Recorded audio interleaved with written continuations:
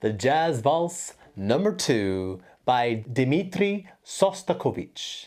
Yes, this is a fun piece to play, and there's a lot to learn, because today you are going to learn how to play Jazz Waltz Number 2 on your cello. Let us place the music here, and first take a look at the key signature. It is in C minor.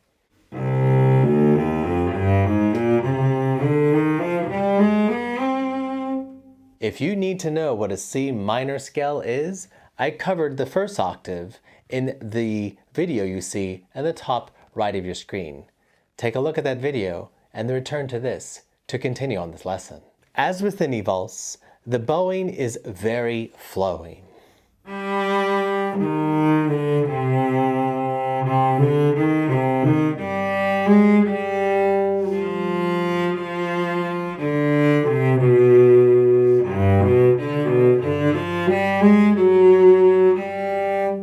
It's almost every single measure you're just changing the bow to keep the flow of the song. Jumping to measure 29, we have a bowing that is a double down bow. It's essential. Also, that repeats in measure 30. And we also find the same motif repeating itself in measure 33 and 34. I'll play that for you.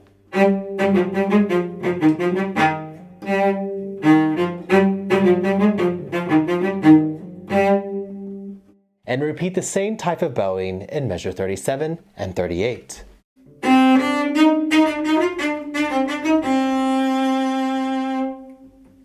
Now let's look at these fingerings. Throughout the Jazz Valse Number 2, we will be utilizing a great deal of the lower third position, which is in the first line, starting 1 on the G. Follow along in the music.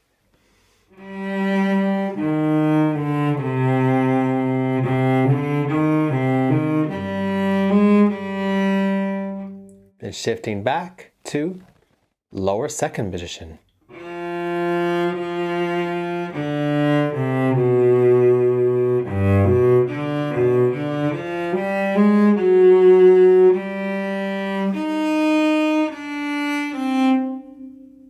Then we move back up to lower third position.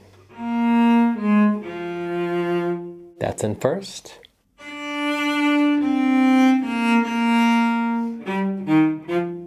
Back up to lower second position.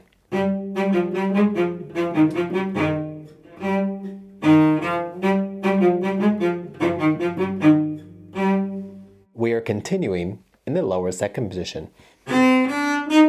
Shifting to lower third. Shifting to lower second. As you see, this piece has 3 flats. And so the lower second position, in addition to the lower third position, allow you to play the naturals on your high strings here, but also your flats on the low strings. In addition to that, here in the lower second position, my hand is also playing the 4, the plus 4, on the A flat and E flat, which is marked in the key signature. You find this very helpful from measure 18 to 21. I'll start in measure 18. It's an F natural.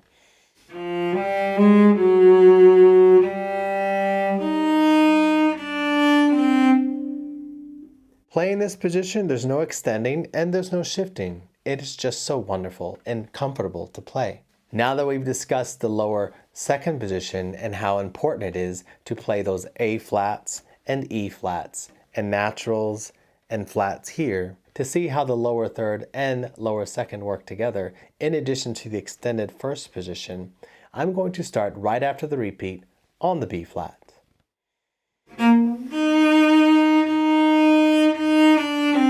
And here, instead of doing extension string cross, change strings, stay in position in the lower third. Here forces the first position extension. Then for the first time we play in fourth position. This next measure we see 2 flats, very easy to play in the lower third position. First position extension.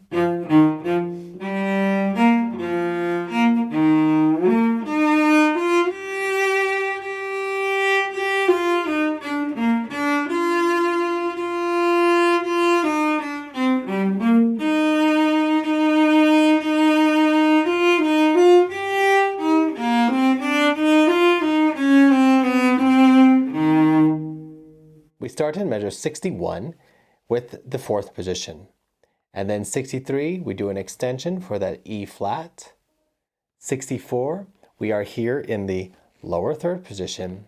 If you need to revise what this is, there is a card in the top right of your screen. I suggest you look at it.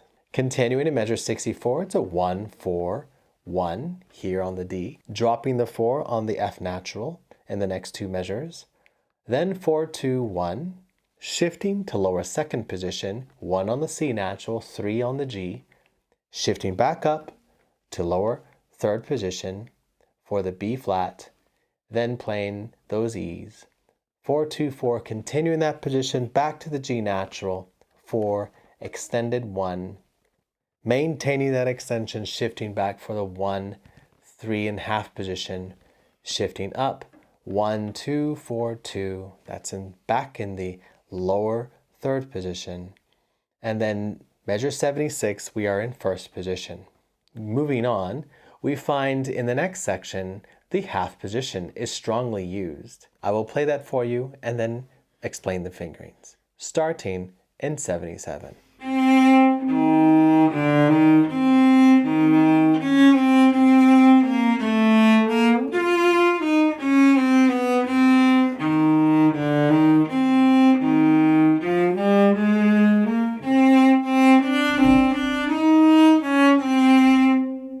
Explaining the fingerings, we start in measure 77 to 2, extended 1, and then we remain here in the half position, 0, -1, 3, -1, dropping a 4, 3, 3, -1, 0, -1. That is all here in the half position, and if you need to refresh or discover what this position is, there's a card in the top right of your screen, and I know that you are going to look at it. From measure 82, it's a 0, -1, shifting up to the lower third position, F natural, E flat, going back to first position in 84, and then repeating what we did prior with the half position, coming back in 86, remaining through 87, shifting back up.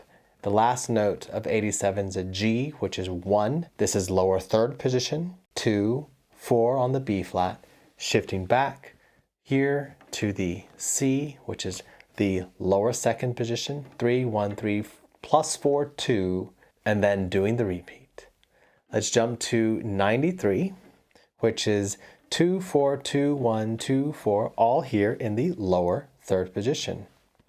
Then going up to fourth position and back to the lower third position. Directly to the beginning.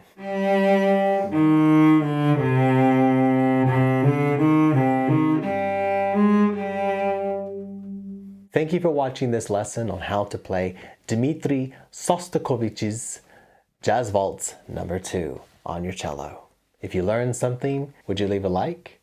And of course, if you are new here, this is something I do all the time. Consider subscribing. Share this also with a friend who really likes the play Dmitri Shostakovich. Thank you again for checking out my channel. Here is more content that you might find more interesting, and I hope you enjoy learning the cello as you continue on your journey of music discovery.